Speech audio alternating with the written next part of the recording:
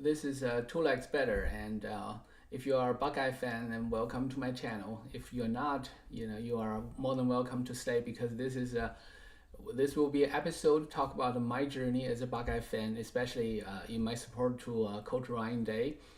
Coach Ryan Day took over as the head coach in 2019, and then embarked on a remarkable journey. He almost never lost a game that he's not supposed to lose. That's a big difference compared to Urban Meyer. And this year, in his sixth year as head coach, finally he broke through and had maybe the most remarkable run in playoff history. Well, but this is the first year, so that's you might see more of that in the future. But still, this is a remarkable run, and he got the championship. But along the way, it wasn't easy. And the podcast, Austin Ward and Jeremy Birmingham, they did an interview with Coach Day, and Coach Day talked about the most important message or anything or learn or whatever it is from this journey is resilience. I think resilience is such an important life lesson. So even as a fan, I can feel that. I mean, it has not been easy to be a Ryan Day fan, Ryan Day supporter. So in this episode, I want to review some key moments along the way and review some of the losses that Ohio State had and explain why I never wavered my support for Coach Day. And it's just a kind of a personal sharing, I suppose. So first, I want to share one moment. Let's see the clip. Okay. That was well done, and then obviously the moment where Jack sacks him and the ball bounces up to Jack. In a game where the ball had not bounced your way at all. It never does. And once it bounced up to him, and he ran, and then I looked back for the flag, and there was no flag. I said, "We're going to win the national championship." Like it finally bounced our way, and I knew right then and there we were going to win it. This is the key here. It finally bounced that way. It never did. It literally never did. I'm going to explain to you what it was. So now, since Ryan Day became the head coach of Ohio State in 2019, the real head coach, and his whole record as head coach is 70-10. So he lost 10 games in 6 and a little bit more than 6 seasons there. Now these 10 losses, there are 4 here in conference losses. I'm not going to comment. 3 of them are questionable. I don't want to comment on that. I almost feel like they know what we're doing, right?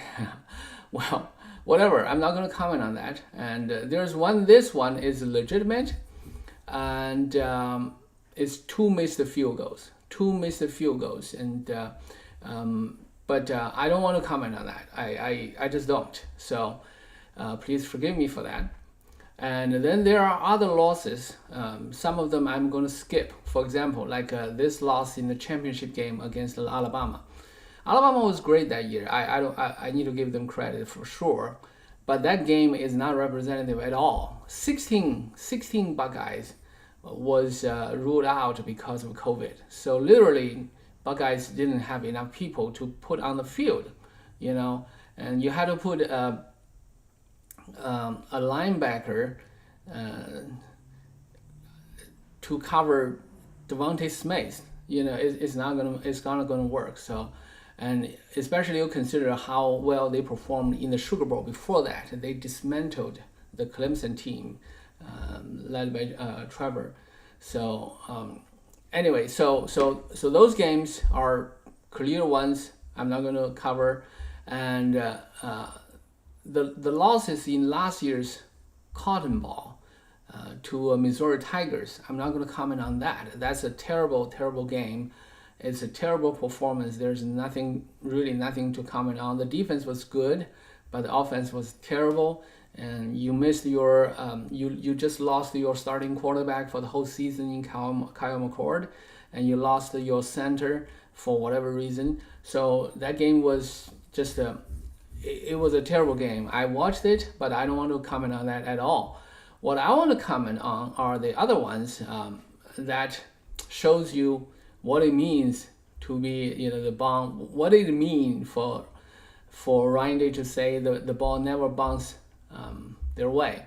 So the first one I want to comment on is the 2019 semifinal game against Clemson. Okay, in that game, there are many more things to comment on, actually. It's more than just the last seconds. Before that, there were so many questionable calls and the injuries. Those may sound like, excuses, whatever, but some of the calls were really, really too questionable. It's just, but I don't want to comment on that. I want to say, you lose a game, you want to find out the reason. You want to say, okay, whose fault is that? Sometimes it's nobody's fault. Sometimes it is. Sometimes it's the coach's fault. Sometimes it's other things, right? So after I watched this game, what I said to myself is the coach did a good job to put players in the place to win. It's just things didn't happen that way. This is the play that lost the game for them. This is by the way, Ohio State's offense that year was just very, very good with Justin Fields as the quarterback and Chris Olave, second year on the team as the number one receiver at the moment. And now let's see this play. This is the play they lost the game. Notice that it's 2nd and 7. It's Justin Fields. If he scramble, he could get the first down already, and then they can march down. They still have enough time. So there are so many things, but this happened. 2nd down, Fields scans downfield, fires for the end zone. It's intercepted, picked off by Nolan Turner, and the Tigers are not going to be dethroned tonight. They'll punch that ticket to New Orleans. Olave fell down. It was easy for Turner. I think Olave miscommunicated with Fields. He ended up coming off of his route because it took so long for Fields to eventually give him a chance to throw the football. He's going to come from the outside and work to the middle. And Clemson's going to make it 29 in a... So later, Chris Olave explained that play because he thought Fields was going to run because it took too long. It's so whatever. I don't want to blame the players. It's just something happened on the field. I don't want to blame. It's like Fields' fault or Chris Olave's fault or anything. I just want to say it's not the coach's fault. The coach, Coach Day, who is responsible for the offense, has put the team in a place to win. Is in a good position, and they are marching down the field. They have plenty of time. They could win. The winning percentage is really, really high. So even for a game like this, they still have a chance to win. So this one, I don't really pin it on coach at all. So this is one game, and let's see the other one. That is the Peach Bowl against Georgia. First of all, Georgia is basically home field, okay? And in this game, the defense is terrible. The Buckeyes defense was terrible, and Georgia's offense is good, but not this good. It's not supposed to happen if you want to win the championship. And but Ohio State, Georgia defense is legit, really, really great, okay? And then Ohio State put on 41 points at this point, and this is the play. So what do I see? Okay, maybe, yeah. So let's start from here. So they started from to have those 2 timeouts. I think that's the second play. Long throw and a catch by Fleming, who's out across the 40. It's on deck approach. And now CJ had the scramble. Stroud Flushed again, he's got a lot of space. Right up the middle, C.J. Stroud down into field goal. See the green line here? That is the career-long field goal for our kicker in that game. Okay, so this is clearly in the field goal range, and now the next three, I don't want to show it now. I guess the thing is, you could question the next three play calls. You know, they were not that good, but you could also say it's because the Georgia defense is legit. They are really, really good.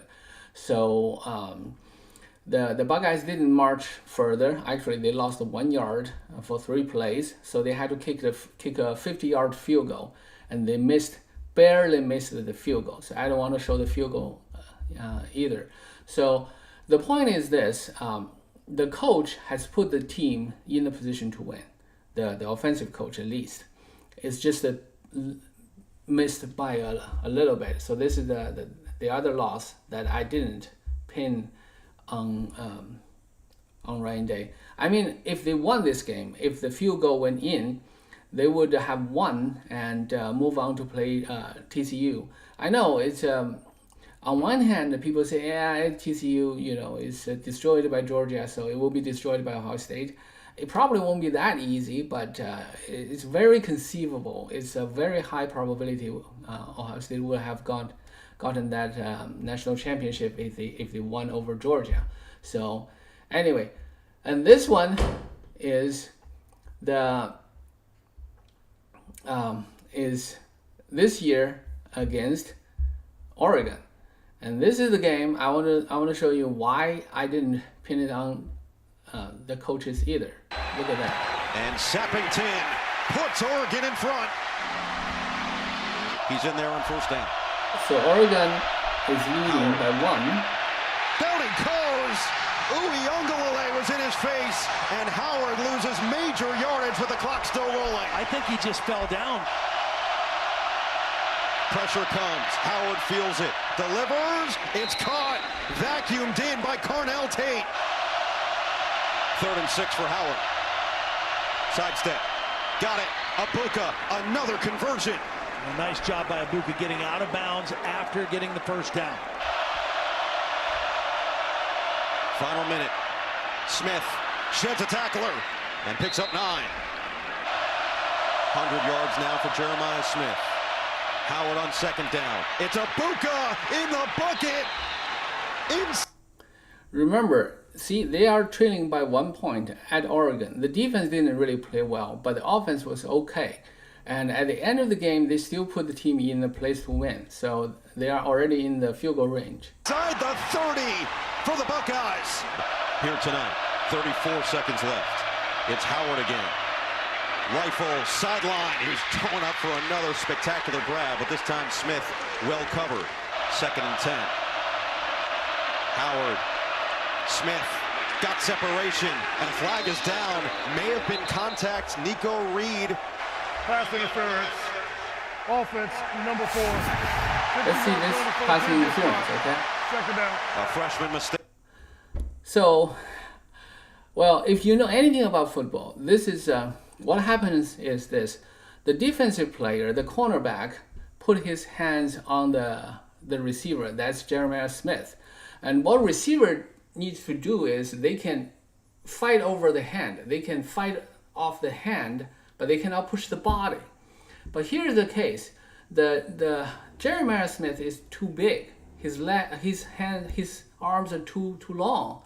So when he does that, in a way, he pushed the defender away, and he's just too strong. But if you see clearly, he didn't really touch the body. He touched the arms. The arms are all actually okay. So this is really a bad call. But whatever that is.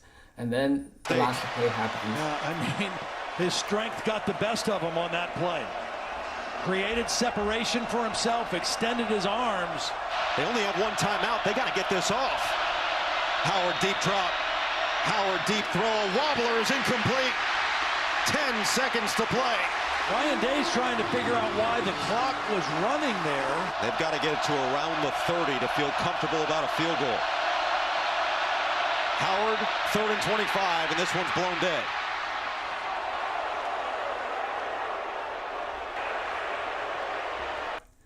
this is also interesting. There are two things happen here. One is that Dan Lanning used the rules to be offside intentionally to waste time. It wasted 4 seconds. So that's whatever you say about that. And second is the defender actually hit quarterback Howard after the whistle. And Howard is just too strong. If Howard is a small guy like, say, Gabriel, he can just fall down, or Mahomes, he just fall down and then he will get a flag. But he's just too strong. He did a acting job. He tried to fall down, but the ref didn't buy that. It's that's what happened. And then the last play happened. I don't want to show the last play because I don't want to highlight, I just don't want to show the last play. What I want to say here is the last two plays. What I want to show here is that it's not the coach did put the team in a place to win. So even this game, I don't really put it on the coach, at least not on Ryan Day. So now I want to show you, because Ryan Day talk about resilience, but after I watch him for over the years, I see that he does everything right, both on the field and off the field, and that gives me confidence. I think he does it right. It's just the luck is not on his side. Luck is a very important part in competition. It's just not on his side. In numerous occasions, when we discuss football, I mentioned that I said, Ryan Day might be the unluckiest coach ever. Of course that's an exaggeration, but he is unlucky for sure. As good as he is, as hard as he worked, and he made almost all the right decisions and still came up short on these important occasions. So, but then eventually the luck changed this year. And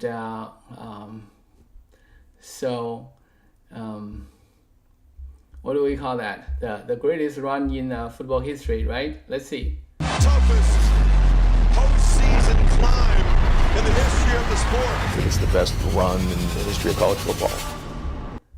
Okay. So, and then they came up on top, they won, and I'm so happy for Coach Day. It's such a great thing. And I also show you they talk about how the ball bounced their way, and that's important, of course. And I want to show you one play here. These close calls led to the leave no doubt, the mantra in Woody Hayes Athletic Center is leave no doubt. Don't leave it to one play, because if you let one play define your game, then the chance is 50-50, so you're going to lose, right? So, and this is the play. This is in the championship game. Let's see. But he'll be swallowed later, launching. Touchdown Notre Dame! The Irish back! So this is in the championship game. Notre Dame climbed back up within 8 points. So there's just one possession. Let's see what the Buckeyes team does. Within 8! Their defense, over 80% man this year going into this game. Over 80%, that's who they are. If you make that guy miss, it's a chance for a what? X-play. So you got to win your one-on-one. All of a sudden, the momentum goes that way. All it takes is one play for you to turn the momentum. So if you have momentum, we got to what? Keep it. But if you don't, you got to go what? Yeah. And all it takes is one play. The 3rd and 11. Still no touches for Jeremiah Smith here in the second half. They're moving. Here they come. Heavy pressure, Howard delivers downfield. And Smith! He's got it! Jeremiah Smith hadn't had a touch in the second half until that potential game clincher. First down at the 10. That is like, I don't know what to say. It's just it's one of the iconic moments of this run, and that seals the championship. And then they kicked a field goal after that, and the rest is history here. Now I want to show you one interesting thing, at least interesting to me, and to show you how different this year has been, and this is so remarkable. I'm out of words, because you think about how much Ryan Day has been through over the 6 years. You know, he can be resentful, he can be like hateful to the fans, to the outside pressure or whatever. It's like, I have been working so hard, I have done everything right, I'm smart, I'm on top of the football world, and yet I couldn't overcome, I couldn't get over the hump, So I have seen him to be like tired, tense. He was never defensive, which is, almost too nice to me. So at some point, I think, just pull a Belichick. It's like, I got on to Cincinnati, I don't give a shit about your question, because sometimes it's just too much on you, But he never did that. He's always responsive, give thoughtful answers. He's just too nice. And this year, I think, somehow he turns into this, what we call, the evil Ryan Day. I love that. I really love that. The evil doesn't mean he's bad or anything. It's just that he knows what's the most important thing. Most important thing is winning the game. Everything else is secondary. You can be nice to people, or at least not to be a jerk to people, but you are a football coach of Ohio State. You need to win. So focus on winning first, and everything else is secondary. It's I don't want to sound like a jerk, but that's kind of what it is. And at the same time, you can't be too tense, because you are with a team, and I've been leader in the past, as well. If the leader is tense, the team is tense, really. So now I want to show you this story, and this is the championship game. If you watch the national championship game between Ohio State and Notre Dame, you know that Notre Dame marched the field on 18 plays and scored a touchdown, the game's first touchdown. That's a 7-0, and leading Ohio State. This is what happens right after that drive. There's a moment there, Jack will tell you, in the first drive when they were coming right down the field, he came running off the field, and I grabbed Jack. I said, Jack, you were getting your ass kicked up front. And he says, no, we're not. He said, just the inside guys are. and so Jack goes over and he grabs the iPad. He comes over. He says, we are getting our ass kicked. We're going to get our pads down. And then they did a good job from then on. But it's funny. He'll tell you that story sometime when you get a chance to spend some time with him. There's the benefit of the iPads. That's again. it. That was like the first. Yeah, you see this story. It's championship game. After the first series, that's like half of the first quarter is gone, and the team is trailing by 7. And your head coach come up to the defensive player and make some comments on like that. It's it's just hilarious. I can't help laughing at that, because it really takes a different mindset to do that. You have to be really confident in order to do that. And I also love Jack Sawyer's response. It's not us, it's the inside. Well, but he's not blaming them. He's just, it's kind of like a friendly banner there, But the message is still there, you guys are getting your ass kicked. It's 18 plays, they marched down the field and, converted multiple fourth downs. But then it also kind of motivates Jack Sawyer to sit there and watch the iPad and talk to other defensive guys and say, we got to get this shit fixed. And it worked, right? It's I think there are so many angles you can take from this. For one is that now Ryan Day has the time to do that, because he doesn't need to call play anymore. In the past, he can't do this. He had to call the next play, because the offense is going to come up on the field. But now Chip Kelly is responsible for that, so he can do his head coach thing. He can talk to the defensive players, make a joke like that. And half joke, I would say, to kind of put them in the right place, and I think that's just so valuable. It's just everything just works, and also after winning 3 playoff games, I think the confidence level is really high, and Ryan Day is in a different state, mentally, and I think that's just so great. And so I think this story symbolizes the growth of the team over the years, and especially Ryan Day as a leader over the years.